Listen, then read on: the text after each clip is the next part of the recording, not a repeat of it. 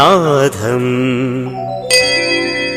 आशां विहाय परिहृत्य परस्य निन्दाम् उपेरतिं च सुनिवार्य मनः समाधौ आदाय हृत्कमलमध्यगतं प्रदेशम् वाराणसीपुरपतिं भज विश्वनाथम् रागादिदोषरहितस्वजनानुरागम् वैराग्यशान्तिनिलयं गिरिजासहायम् माधुर्यधैर्यशुभगं गरलाभिरामम्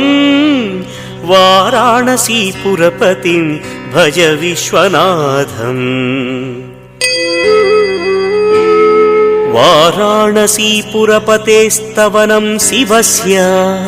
व्यासोक्तमष्टकमिदं पठिता मनुष्याः